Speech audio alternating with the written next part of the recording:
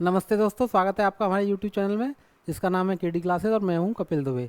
आज हम ratio proportion वाला चैप्टर शुरू करेंगे और उसके कुछ क्वेश्चन देखेंगे।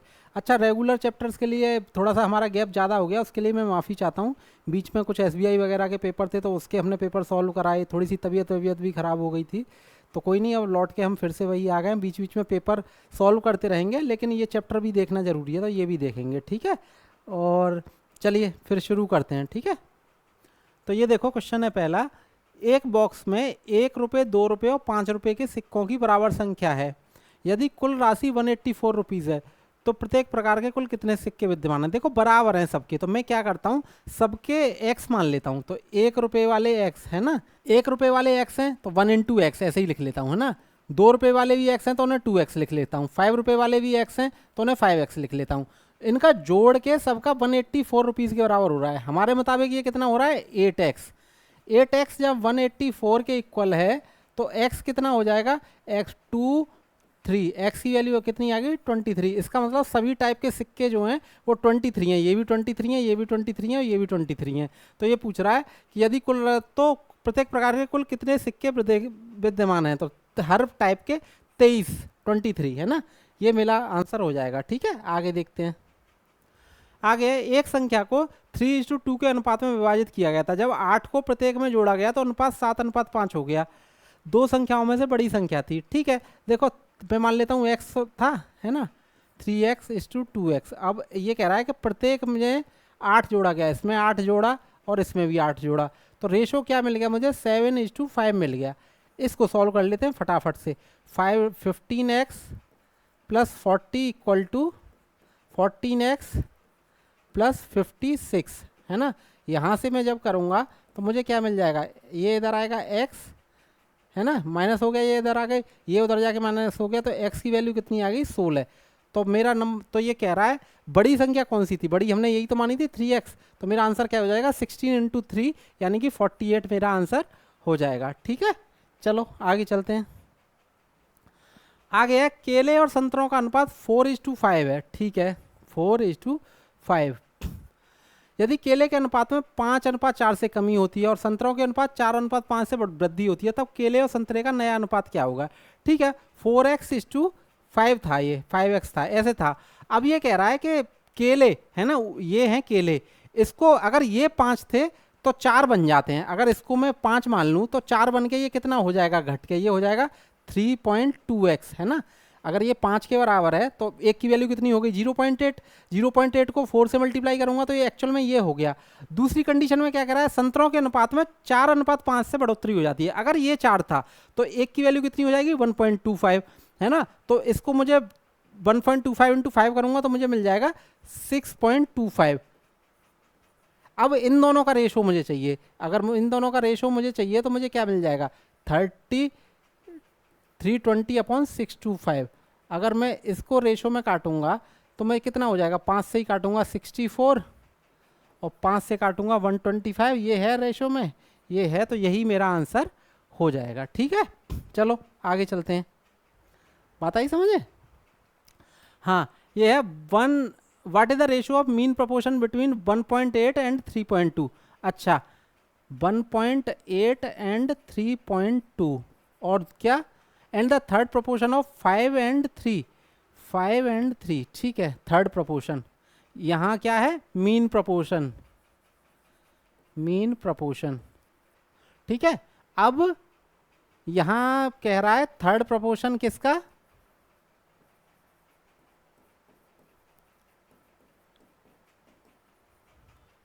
5 एंड 3 का। देखो मीन प्रोपोर्शन क्या होता है, हमें इन दोनों का मल्टीप्लाई करके अंडर रूट निकालना होता है। तो मीन प्रोपोर्शन होता है, मीन प्रोपोर्शन इक्वल टू, मैं एम ही लिख लेता हूँ, 1.8 × 3.2 का अंडर रूट। जब इसका मैं मल्टीप्लाई करूँगा तो मुझे क्या मिल जाएगा, 140 और 36, 576 पॉइंट के बाद 2, तो यहाँ वो हो जाएगा। जब इसका मैं निकालूंगा तो ये मुझे मिल जाएगा, ये होता है कितने का, 24 का। तो मैं इसको ऐसे लिख सकता हूँ 2 मतलब इससे निकाल के मैं इसको लिख सकता हूँ कितना, 2.4।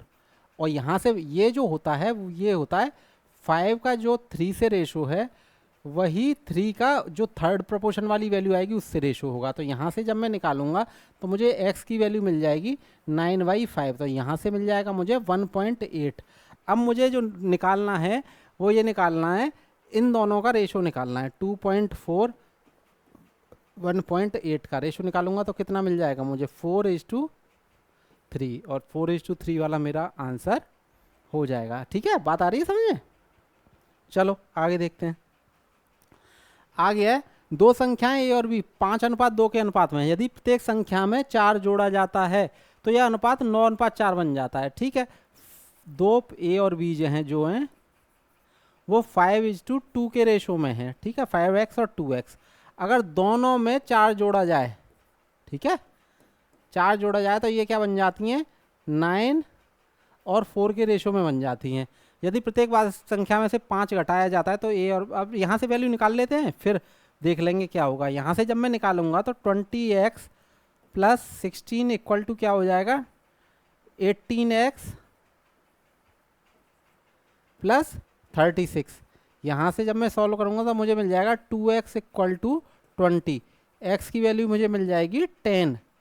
जब x की वैल्यू 10 हो गई, x की वैल्यू 10 हो गई तो मेरी वैल्यू क्या हो गई, 50 और 20। अब जब 50 और 20 थी, 50 और 20 में से मैं 5 घटाऊंगा तो क्या बन, तो जब मैं घटाऊंगा तो मुझे क्या मिल जाएगा, 45 और 15। 45 और 15 का रेशो हो जाएगा 9:3। ठीक है, 9:3 ऑप्शन में है नहीं, ये गलत होगा, यही होगा 9:3। ठीक है, ये मेरा आंसर हो जाएगा फिर। ठीक है, चलो आगे देखते हैं। आगे ए और बी की आय 5:3 के अनुपात में और उनके व्यय 9:5 के अनुपात में है। यदि ए की आय बी की व्यय की 2 गुनी है तो ए और बी की बचत का अनुपात क्या होगा। ठीक है, इसको मैं लिख लेता हूँ कि ए बी और ये इनकम और ये एक्सपेंडिचर। ठीक है, ये कितना थी, 5 और 3 के उसमें, तो यहाँ 5 और यहाँ 3। ठीक है, और व्यय है 9:5 में, है ना, तो अगर ये 9 है तो ये 5 है। ठीक है, अब जाहिर सी बात है कि ये x हो गया और ये हो गया y। ठीक है, क्योंकि रेशो इन दोनों में था। अब ये कह रहा है यदि a की आय b के व्यय की 2 गुनी है, a की आय b के व्यय की 2 गुनी है, मतलब कुल मिला के उसने क्या कह दिया कि 5x जो है इस 5y से 2 गुना है। तो अगर मैं 5x और 5y को 2 गुना कर दूं, है ना, तो ये दोनों बराबर हो जाएंगे। तो यहाँ से मुझे क्या मिल जाएगा, 5x = 10y, है ना, बात आ रही है ना समझ में। अब यहाँ से x और y का रेशो मुझे मिल जाएगा 2:1। तो यहाँ पे मैं कह सकता हूँ कि इसकी वैल्यू हो गई 10, इसकी हो गई 6। यहाँ से y की वैल्यू बने तो ये 9 ही रहा और ये 5 रहा। अब ये कह रहा है तो a और b की बचत का अनुपात बताओ। अब देखो 10 में से 9 घटाना है, 6 में से 5 घटाना है, तो यहाँ भी 1 आ गया, यहाँ भी 1 आ गया, और इन दोनों के बीच का रेशो क्या हो गया, 1:1। तो ये वाला मेरा आंसर हो जाएगा। ठीक है, चलो आगे देखते हैं। आगे है 600 जंतुओं के एक फार्म में गायों की संख्या भैंसों की संख्या से 5:7 है। 600, 7 और 5 12, तो एक की वैल्यू कितनी हो गई, 12 / 600 / 12, तो कितना हो जाएगा, 50, है ना। अब 50 जब हो गया तो ये तो हो गई कितनी, 250 और गाय, और ये कितना हो गया, 350 भैंस। अब ये कह रहा है जब कुछ भैंसें फॉर्म में शामिल होती हैं तो गायों की संख्या का भैंसों की संख्या से अनुपात 5:8 हो जाता है। मतलब ये तो इतनी ही रही, है ना, अब कुछ इसमें जोड़ा है तो 8 बनी। जब ये 5 के बराबर है इसका मतलब एक की वैल्यू तो 50 ही है, और जब ये 8 बन गया 7 की बजाय, तो 8 × 50 जब मैं करूँगा, है ना, तो यहाँ क्या मिल जाएगा मुझे, 400। तो कितनी जोड़ी गई थी, 350 तो थी, अब हो गई 400, तो 50 जोड़ी गई हैं। ठीक है, 50। ठीक है, चलो आगे देखते हैं। आगे किसी कक्षा में लड़के और लड़कियों का प्रारंभिक अनुपात 7:6 था। 4 नए लड़कों के जुड़ने से और 3 लड़कियों के छोड़ने के बाद अनुपात 4:3 हो जाता है। सिंपल है, 7x और 6x था, है ना, बॉयज़ और गर्ल्स। ठीक है, अब ये कह रहा है 4 नए लड़के जुड़ गए, इसमें तो 4 नए आ गए, है ना, और ये क्या था, इसमें से 3 चले गए तो अनुपात बन जाता है 4:3। तो प्रारंभ में कक्षा में लड़कियों की संख्या बताओ, देख लेंगे। देखो यहाँ से क्या मिल जाएगा, 21x + 12 = 24x - 12। ठीक है, जब इसको मैं इधर ले जाऊंगा इस बार 3x है ना, और इसको इधर लाऊंगा तो ये हो जाएगा 24। x की वैल्यू कितनी मिल गई, 8। x की वैल्यू 8 मिल गई, इसका मतलब पहले 6x लड़कियां थी, यानी कि कितनी थी, 48। ये वाला मेरा आंसर हो जाएगा। चलो ठीक है, आगे देखें। आगे a, b और c 3 संख्याएं इस प्रकार हैं कि a: b: c ratio a + b और ये। तो इसने पूछा a + b - c और इनका रेशो। ठीक है, हमें अल्टीमेटली a, b और c की वैल्यू पता करनी पड़ेंगी। देखो एक चीज, a + b + c बराबर है 17 के और a + b बराबर है 14 के। तो मैं कह सकता हूं कि c हो गया 3 के बराबर। ठीक है ना, वो a + b + c ये पूरा 17 था और ये 14 है, तो क्या इसमें एक्स्ट्रा है, c तो है, तो c की वैल्यू कितनी होगी, 3। ऐसे ही ये देख लेते हैं, b + c कितना है, b + c दे रखा है 8, तो a की वैल्यू कितनी हो जाएगी, ये 8 है तो ये कितना हो जाएगा, 9। और जब ये 9 है, ये 3 है, तो ये कितना हो जाएगा, 5। वैसे भी देख सकते हो a + c कितना दे रखा होगा, 12 दे रखा है ना, टोटल 17, तो ये हो गया 5। तो 9, 5 और 3 हो गए। अब तुम कुछ भी कर लो। अब वो जो भी पूछ रहा है, क्या पूछ रहा है, पहले में a + b - c। a 14 में से 3 गए तो 11, 11 वाला एक ये आ गए है ना, इनमें से कोई एक आंसर होगा। a - b + c, b + c की वैल्यू है 8 और 9 माइनस, तो कितना हो जाएगा, a - b + c है ना। तो a और c कितने हो गए, 12, 12 में से 5 गए तो 7। तो ये वाला मेरा आंसर हो जाएगा। ज़्यादा मुझे सोचे, तीसरा वाला सोचने की जरूरत भी नहीं है, क्योंकि 9 और 5 ये मिल 11 और 7 वाला। और देख भी लो, अगर देखना है तो a में से दोनों नेगेटिव, 5 और 3 8, 9 में से घटाऊंगा तो 1, तो ये वाला मेरा आंसर हो जाएगा। ठीक है, आगे देखें। आगे है 3 संख्याओं a, b और c का अनुपात 1/2, 2/3 और 3/4 है। तो सबसे बड़ी और सबसे छोटी संख्याओं के बीच का अंतर है। देखो इसमें क्या करते हैं बच्चे, कि जैसे ये 1/2 रेशो 2/3 रेशो 3/4 है ना, जब अपॉन में दे रखा हो तो इन तीनों जो नीचे होती है ना, डिनोमिनेटर में जो भी नंबर होता है, इनका एलसीएम निकाल लेते हैं। 2, 3 और 4 का एलसीएम होगा 12। 12 से पूरे में मल्टीप्लाई कर दो, है ना। तो जब हम इसमें 12 से मल्टीप्लाई करेंगे तो पहले आप तो मुझे क्या मिल जाएगा, 12 से मल्टीप्लाई किया ये हो गया 6। यहाँ जब 12 से मल्टीप्लाई किया तो ये हो गया 4, 4 × 2 यानी कि 8।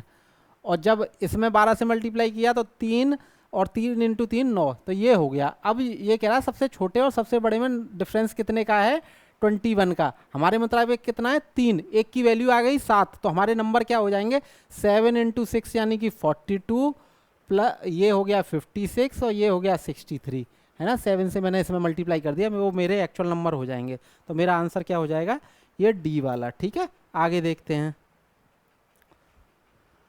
आगे x + y + z = 400 हो और x, y और z का रेशो 1, 1, 2 हो, तो z का मान क्या है, सिंपल सी बात है, 1, 1 और 2 मिला के कितना हो गया, 4, और उनका जोड़ है 400 के इक्वल, तो 1 की वैल्यू 100 हो गई। तो मतलब x भी 100 है, y भी 100 है और z 200 है, तो z का मान 200 वाला हो जाएगा। ठीक है, ये तो कोई कोई बहुत आसान दे देते हैं समझाने के लिए आपको। ठीक है, चलो आगे देखते हैं।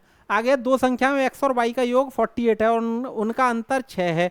तो x और y में बताओ, ये तो वही x + y = 48, x - y = 6। जब इन दोनों इक्वेशनों को जोड़ोगे तो 2x = कितना हो जाएगा, 86 और 6 जोड़े, 48 और 6 जोड़े जाएगा 54 हो जाएगा। x की वैल्यू आ जाएगी 27 और उसकी वैल्यू आ जाएगी, y की वैल्यू उससे 6 कम यानी कि 21। तो जोड़ के देख लो 48 हो गया, घटा के देख लो 6 हो गया। तो ये कह रहा है दोनों का रेशो बताओ, 27 और 21 का 9:7 हो गया। ठीक है, कुछ क्वेश्चन हमें जल्दी से जल्दी ऐसे प्रैक्टिस करके आदत डालनी होती है इनकी करने की, इसीलिए मैं उन्हें कॉपी पेंसिल मतलब लिखता नहीं हूँ, आपको जल्दी से जल्दी ऐसे ही करने होते हैं। ठीक है, आदत बनाओगे टाइम बचेगा धीरे धीरे। आगे ए और बी की मासिक आय का अनुपात 3:4 है और उनके मासिक व्यय का अनुपात 2:3 है। यदि प्रति माह 400 रुपये की बचत करता है तब बी की आय क्या है। ठीक है, वही इनकम एक्सपेंडिचर, ए बी अनुपात है 3:4, तो है ना 3x 4x। एक्सपेंडिचर है 2:3 है ना, और दोनों जो मिलके कर रहे हैं वो दोनों कर रहे हैं 4,000 रुपये की बचत। तो अब दो तरीके हैं, है ना, मैं इन दोनों को ही जो बराबर रख दूं, बराबर इनको रखने के बजाय मैं डायरेक्ट यहाँ से 3x माइनस 2y बराबर कर दूं 4x माइनस 3y के। जब यहाँ से मैं करूँगा तो मुझे क्या मिल जाएगा, x इक्वल टू, ये उधर चला गया और ये इधर आके जुड़ गया, तो x और ये इधर जाके घट गया, ये इधर आके जुड़ गया, तो x इक्वल टू y, है ना, x और y बराबर हैं। इसका मतलब हम कह सकते हैं कि 3 वही है दोनों केस में। क्या हो जाएगा यहाँ पे भी, जब हम तो 3 माइनस 2 इक्वल टू 1 और 4 माइनस 3 इक्वल टू 1, जो कि 4,000 के बराबर है किसी भी कंडीशन में। ठीक है, तो अब वो क्या कह रहा है, तब b की आय क्या है, b यानी ये x के और इसकी वैल्यू y, दोनों की वैल्यू हम निकाल के एक ही बता चुके हैं, तो इसकी आय 4,000 इंटू 4 यानी कि 16,000 है। ठीक है बच्चे, चलो आगे देखते हैं। आगे है a plus B ratio b plus C ratio c plus A 6, 7, 5 हो तो c ratio a plus B का मान बताओ। ठीक है, देखो इसमें जरा सा ध्यान से देखो, a plus B, b plus C और c प्लस ए। ठीक है, देखो a b, यहाँ इन दोनों को जोड़ लोगे, a plus B plus B plus C कितना हो जाएगा 13, और वैसे देखोगे a प्लस सी कितना दे रखा है उसने 5, तो जब 13 में से a प्लस सी 5 घटा दोगे तो कितना मिल जाएगा 2b बराबर 8, यानी कि b की वैल्यू तो हो गई 4। जब b 4 हो गया तो a कितना हो गया 2, और जब b 4 हो गया तो c कितना हो गया 3, ये हो जाएगा। ठीक है, तो c ratio a plus B, c यानी कि 3 रेशो a प्लस बी, 4 और 2 6, यानी कि मैं इसको लिख सकता हूँ 1:2, तो 1:2 वाला मेरा ये वाला आंसर हो जाएगा। ठीक है, चलो आगे देखते हैं। प्राकृतिक संख्याओं के, 3 प्राकृतिक संख्याओं के वर्गों का योग 1029 है और वो 1, 2, 4 के रेशो में है। सबसे बड़ी संख्या और सबसे छोटी संख्या के बीच का अंतर ज्ञात कीजिए। ठीक है, ये दे रखी है 1, 2 और 4 के रेशो में, और तीनों है ना इनके योग, तो इसको मैं x मान लेता हूँ, तो ये x, ये 2x, ये 4x। जब उसका स्क्वायर करूँगा तो मुझे क्या मिलेगा, x स्क्वायर, इसका स्क्वायर करूँगा तो x लगा के तो कितना हो जाएगा 2x का स्क्वायर यानी कि 4x स्क्वायर, और ये कितना हो जाएगा 16x स्क्वायर इक्वल टू 1029। ठीक है, यहाँ से जब मैं ऐड करूँगा तो क्या मिल जाएगा 21x स्क्वायर इक्वल टू 1029। यहाँ से जब मैं सॉल्व करूँगा तो x स्क्वायर मिल जाएगा, 21 से करूँगा 44 कितना 89 और 40, 21 और 89 189 कितना हो जाएगा 49। x की वैल्यू मुझे क्या मिल गई, प्लस माइनस 7 होती है लेकिन माइनस की इधर कोई वैल्यू नहीं मिलेगी, तो x की वैल्यू हो जाएगी 7। इसका मतलब ये जो नंबर है वो 7, 14 और 28 ये नंबर है ना। तो सबसे बड़ी संख्या और सबसे छोटी संख्या के बीच का अंतर ज्ञात कीजिए। 28 और 7 के बीच का डिफरेंस कितना हो जाएगा 21। ठीक है, आया समझ में। चलो आगे देखते हैं। आगे एक स्कूल में लड़कों और लड़कियों की संख्या का अनुपात 3:2 है। यदि 20% लड़के और 25% लड़कियां छात्रवृत्ति प्राप्त करती हैं तो स्कूल में छात्रवृत्ति नहीं प्राप्त करने वाले छात्रों की संख्या का प्रतिशत है। ये तो चलो ठीक है, कोई ना, बॉयज़ और गर्ल्स है ना, लड़कों और लड़कियों की 3 है, तो ये 3 है तो ये 2 हैं। ठीक है, 3x और 2x। यदि 20% लड़के और 25% लड़कियां छात्रवृत्ति प्राप्त करती हैं, अच्छा ये तो इसमें तो x की बजाय नंबर को आप आसान बनाने के लिए 300 और 200 मान लो। अब वो ये कह रहा है 20% तो लड़कों को मिलती है स्कॉलरशिप, तो 20% को मिलती है तो कितना हो गया 300 का 20% हो गया 60, और 25% लड़कियों को, 200 का 25% कितना हो गया 50। इतने लोगों को तो स्कूल में छात्रवृत्ति नहीं प्राप्त करने वाली छात्रों की संख्या का प्रतिशत है। अब देखो 500 में से 110 लोगों को स्कॉलरशिप मिल गई है ना, तो नहीं कितनों को मिली 300,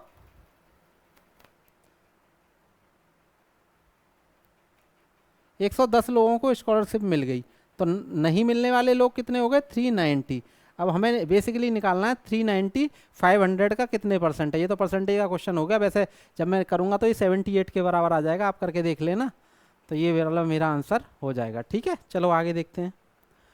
आगे है यदि तीन संख्याएं 2:3:5 के अनुपात में है और उनके योग का 2 गुना 200 है तो तीन संख्याओं में से सबसे बड़ी संख्या का वर्ग क्या है? अरे ठीक है, आसान है बच्चे। उनके योग का 2 गुना 200 है, 2 गुना 200 है तो योग कितना होगा? 100 है ना। और संख्याएं 2, 3 और 5 के अनुपात में, 5 और 3 8 और 2 10 जब मैं जोड़ूंगा और 100 के बराबर है तो मतलब जो हमारा वेरिएबल है x उसकी वैल्यू 10 के बराबर है, हमारे नंबर हो जाएंगे 20, 30 और 50।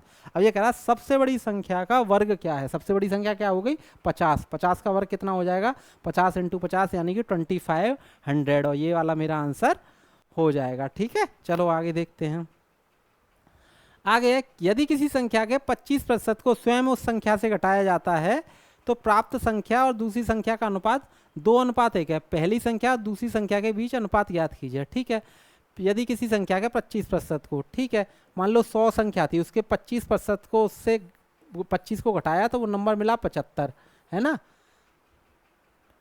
तो प्राप्त संख्या और दूसरी संख्या का अनुपात 2:1 है ना। अगर तो प्राप्त संख्या ये इसका और एक कोई दूसरा नंबर है, उसका रेशो है 2:1। अगर ये 2 है तो इसका आधा ही तो 1 होगा, 37.5। तो पहली संख्या और दूसरी संख्या के बीच का अनुपात ज्ञात कीजिए। तो अब वो कह रहा है कि ये वाला जो नंबर था, है ना, ये वाला जो नंबर था, पहली संख्या तो यही थी ना, और इन दोनों के बीच का अनुपात ज्ञात कीजिए। अब या तो मैं पॉइंट हटा के एक 0 बढ़ा लूँ, या मुझे दिख रहा है कि जब मैं 12.5 से मल्टीप्लाई करता हूँ तो मुझे इंटू 8 करने पे तो ये मिल जाता है, इंटू 3 करने पे ये मिल जाएगा। तो मैं कह सकता हूँ ये 3 है तो ये हो जाएगा 8। तो इन दोनों में 8:3 का रेशो होगा। 8:3 मेरे ऑप्शन में होगा ना, ये मुझे पता है बेटा। 25 का आधा करते हैं जब हमें तो 12.5 मिलता है ना, तो ये हमें 37.5 12.5 के मल्टीपल्स में मिल जाएगा 3 बार करने पे, और 100 12.5 का 8 टाइम्स करने पे। तो इसीलिए मैंने डायरेक्ट 8:3 लिख दिया। ठीक है, चलो आगे करते हैं। आगे है 4x + 5 रेशो 3x + 11। अगर 13:7 है तो ये ठीक है, सॉल्व भी करना है बस। 4x + 5 = 3x + 11, 13:17। 68x + 85 = 39x + 143। इसको मैं इधर लाऊंगा तो मुझे मिल जाएगा 29x, और यहाँ से जब मैं इधर ले जाऊंगा तो मुझे मिल जाएगा 58। x की वैल्यू मुझे मिल जाएगी 2। तो जब x की वैल्यू 2 मिल गई तो ये कितना हो जाएगा? 10 + 4 14, और ये 8 - 1 7। तो इन दोनों का रेशो क्या मिल जाएगा? 2:1, और ये वाला मेरा आंसर हो जाएगा। ठीक है, चलो आगे करते हैं। आगे है, दो संख्याएं इस प्रकार हैं कि उनके बीच का अनुपात 3:4 है। यदि प्रत्येक संख्या में 3 जोड़ा जाता है तो 3x 4x। अब इसमें क्या 3 जोड़ा जाता है यदि, तो अनुपात 10:13 हो जाता है। देख लेते हैं। 39x + 33 = 39x + 39 = 40x + 30। यहाँ से इधर ले गए तो x = इसको इधर ले आए तो x = 9 आ गया। मूल संख्याएं क्या हैं? जब x = 9 आ गया तो एक हो गई 27 और दूसरी हो गई 36। ठीक है, 3x × 4x थी ना, इस वजह से। चलो आगे देखते हैं। आगे है, तीन संख्याओं का अनुपात 2:3:1 है और उनका गुणनफल 162 है। पहली दो संख्याओं का योग तीसरी संख्या से कितना अधिक है? बच्चे, जब आप देख रहे हो कि तीन संख्याओं का अनुपात ये और उनका गुणनफल, मतलब अगर मैं 2x × 3x × x करूँगा तो ये 162 के इक्वल दे रखा है। अब मैं 6x³ करूँगा तो मुझे मिल जाएगा 162। x³ यहाँ से कितना हो गया, इसको इससे डिवाइड करूँगा तो 27। तो x की वैल्यू मुझे कितनी मिल गई? 3। तो मेरे नंबर हो गए 6, 9 और 3। तो अब वो ये कह रहा है तो पहली दो संख्याओं का योग 9 और 6 15, तीसरी संख्या से कितना अधिक है? 15 3 से कितना अधिक है? 12 अधिक है। तो ये वाला मेरा आंसर हो जाएगा। ठीक है, चलो आगे देखते हैं। आगे A:B:C 1:3 1:2 1:3 और 1:5 है, तो C:B:A का मान बताओ। ठीक है, वही 5 3 और 2, 5 3 और 2 का रेशो क्या, मतलब एलसीएम क्या होगा, 5 3 और 2 का रेशो एलसीएम होगा 30, है ना। 30 से पूरे में मल्टीप्लाई कर दो तो मुझे A B और C का रेशो जो मिलेगा वो मिल जाएगा 15 10 और 6। अब वो ये कह रहा है कि C:B:, एक C यानी कि 6, B यानी कि 10 और A यानी कि 15, इनका यही हो जाएगा 6 10 और 15 वाला आंसर मेरा। ठीक है, चलो आगे देखते हैं। आगे है, एक निश्चित राशि को A B और C के बीच 5 7 6 के अनुपात में विभाजित किया जाता है। यदि B का हिस्सा C से 4500 रुपये अधिक है तो C का हिस्सा ज्ञात कीजिए। 5:7:6 में है और B का हिस्सा C से वो ज़्यादा है। यहाँ पे हमारे मुताबिक कितना ज़्यादा है, 1, और 1 की वैल्यू कितना दे रखी है, 4500। ठीक है, तो क्या पूछ रहा है, C का हिस्सा ज्ञात करा, C का इंटू 6 करना है बस। 4500 इंटू 6 करूँगा तो मुझे मिल जाएगा 27000। ये वाला मेरा आंसर हो जाएगा। ठीक है ना, 1 की वैल्यू जब 4500 है तो 6 की वैल्यू कितना हो जाएगी, 6 इंटू 4500, तो 27000 मिल जाएगा। ठीक है, चलो आगे देखते हैं।